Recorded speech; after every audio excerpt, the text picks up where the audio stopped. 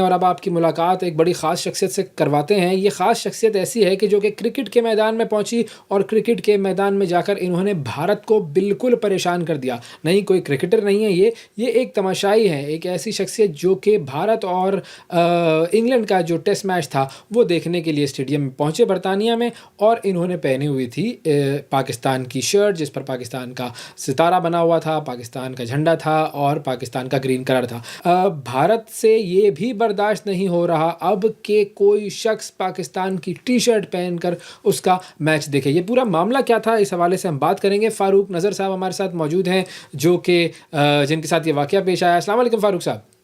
जी वालेकुम अस्सलाम अवैस साहब, बहुत शुक्रिया।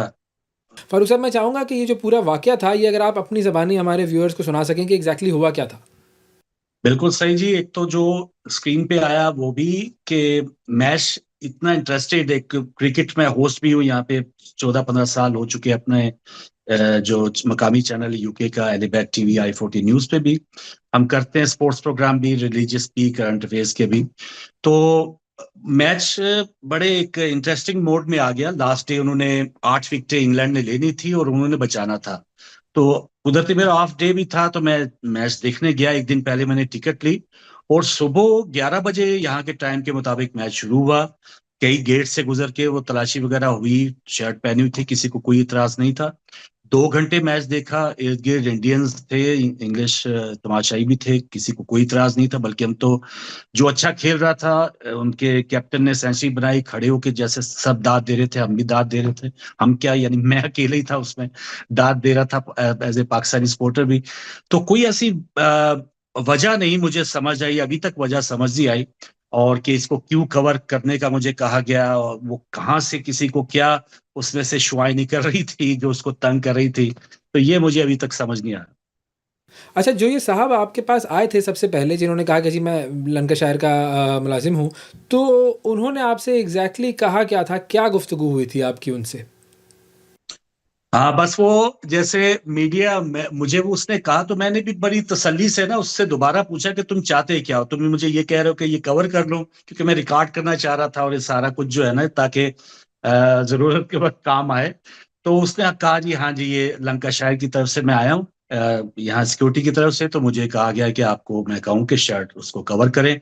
तो मैंने कहा कि नहीं, या तो इसको लिखवा के लाएं, किसने हुक्म दिया है, रिक्वेस्ट की है, जो भी है, या मुझे, मैं खामखामी तो इसे कवर नहीं करूंगा। अगर कवर करना होती तो मैं पहन के क्यों आता। तो ये तो एक गलत बात है। तो फिर उसने अपने किसी बॉस से बात की, वो 3-4 और लोग आ गए, फिर उस दौरान फिर 2 पुलिस वुमेन भी आ गई। तो ऊपर जो भी हमारी बहस हुई, तो वो यही कह रहे थे कि भाई आप इसको कवर कर लें, मैं उससे इनकारी था। फिर जब उनको ये पता चला कि ये यहाँ पर तो बात मान ही नहीं रहा, तो वो कह रहे कि आप नीचे आके 10 मिनट हमसे बात कर लें। तो फिर मैंने उनको बताया भी कि भाई 10 मिनट के बाद ये मैच शुरू होने वाला है। तो उन्होंने कहा आप 10 मिनट आ जाएं। और फिर नीचे गया। बहुत से लोग ये पूछते हैं सोशल मीडिया पे कि भाई बाद में क्या हुआ। बाद में कोई मेरा वो सॉफ्टवेयर अपडेट नहीं हुआ और कोई ऐसी बात नहीं थी। वहां पर भी यही मामला चलता रहा कि भाई आप इसको कवर कर रहे हैं और ये सारा। तो मैं इनकार ही करता रहा और फिर मैंने कहा कि मैं कवर नहीं करूंगा। तो मैं जो है ना, इसको कवर करके मैच देखना नहीं चाहता, तो मैं चला आया वापस। कोई ऐसी बात नहीं। अच्छा, उन्होंने आपको रिटन में भी कुछ नहीं दिया और ना ही टिकट पर ऐसी कोई बात दर्ज थी? कोई रूल्स रेगुलेशंस इस तरह के नहीं है कि जी किसी दूसरे मुल्क की शर्ट पहनकर आप मैच देखने नहीं आ सकते? तो फिर ये बात पुलिस तक किस तरह पहुँची? हाँ, पुलिस क्या, वो नीचे भी जाके पता चला कि पुलिस का मामला नहीं था। पुलिस वुमेन भी कह रही थी कि हम सिर्फ इनको असिस्ट करने आई हुई हैं, कि जो इनको फिर अगर कोई हमारी जरूरत पड़े तो हम इनकी मदद करें। आपका पुलिस केस नहीं है, या पुलिस के साथ आपका कोई ऐसा मामला नहीं है।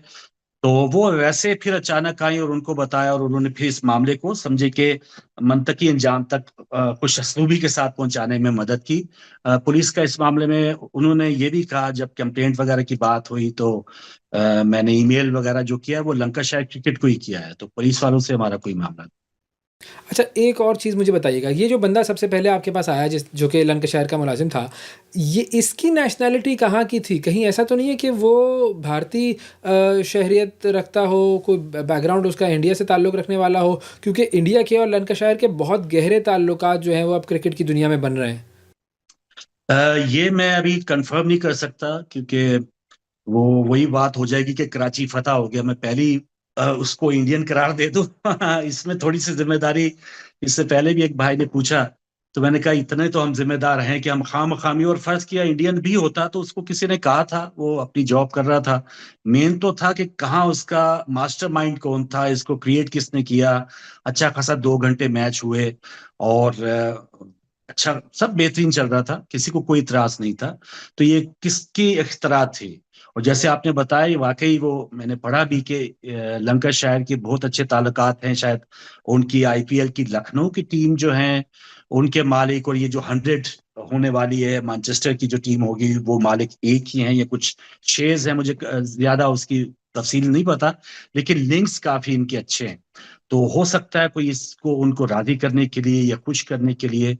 तो अभी मैं इंतजार कर रहा हूँ तहकीकात का। मैंने अपने सोलिसिटर से भी बात की कि अब इसका क्या करना है। तो उन्होंने यही कहा है कि जो आपने ईमेल किया हुआ है उसका इंतजार करें। और यहाँ के इंग्लिश पेपर्स में भी आया कि जी वो इसको देख रहे हैं, इसकी तहकीकात कर रहे हैं लंकाशायर क्लब वाले। तो वकील ने मेरे ने भी यही कहा कि इसको आप इंतजार करें, हमारे पास 6 महीने हैं अभी भी।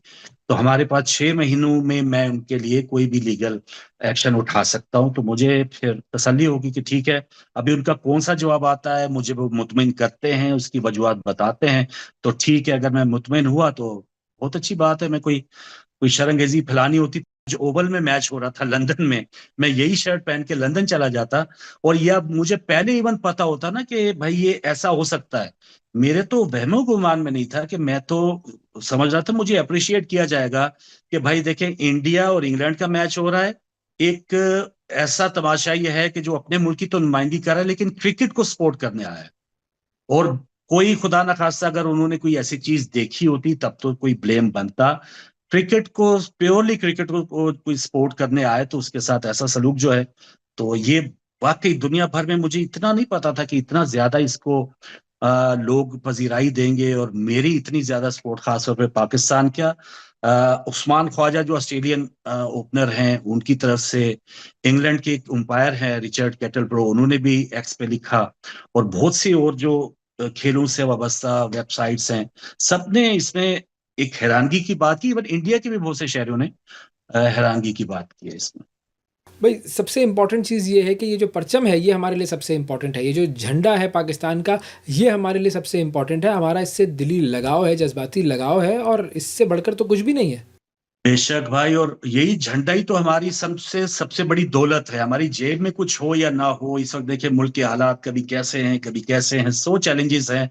लेकिन इस जो झंडे की एक हुर्मत है, एक झंडे का जो साया है हम पे, या एक वतन की नुमाइंदगी जो है, वही हमारे लिए सबसे बड़ी एक सुकून की बात है कि इंशाल्लाह इंशाल्लाह जो ऊंच नीच चल रही है दीगर मामलात में, वो भी ठीक होगी, और ये झंडा सरबुलंद रहेगा। इसको कोई ढांपने के लिए कोई कह नहीं सकता जब तक हमारी अपनी मर्जी ना हो।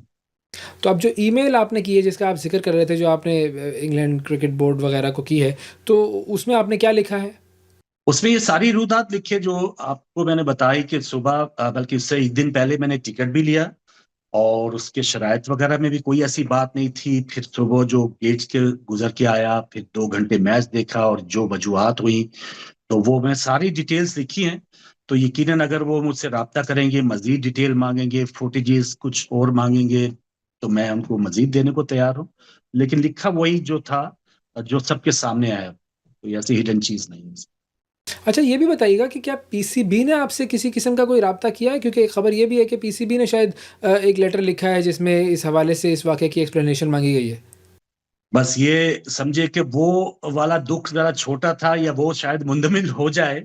लेकिन ये जो ये दुख है ना कि पीसीबी की तरफ से अभी तक मुझे कहा तो गया जी, दावा किया जाए कि ईसीबी को उन्होंने खत लिखा है, तो उन्होंने मुझसे अभी तक कोई राब्ता नहीं किया। उनका मीडिया सेल भी है, जैसे आपने मेरे से राब्ता किया, ढूंढ ही लिया ना कहीं से। दीगर चैनल्स जो हैं वो कई जो उन्होंने ढूंढा, उन्होंने बात की मेरे साथ। लेकिन पीसीबी का एक मीडिया सेल है यहाँ, वहां पर यकीनन वो खर्चे करते हैं।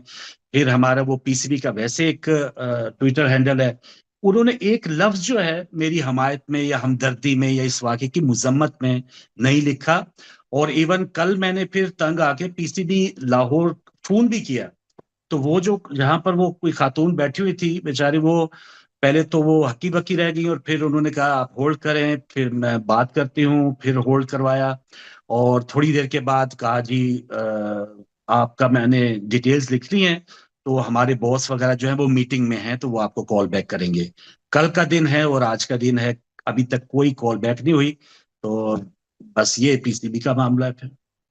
और फाइनली फ़ारूक साहब, मैं चाहूँगा कि जो इंडिया में रहने वाले जो लोग हैं, जो हमारे दोस्त, हमारे भाई-बहन हैं और वो कुछ हद तक क्रिकेट में एक्सट्रीमिज़्म को ले आए हैं, उनको आप क्या मैसेज देना चाहेंगे?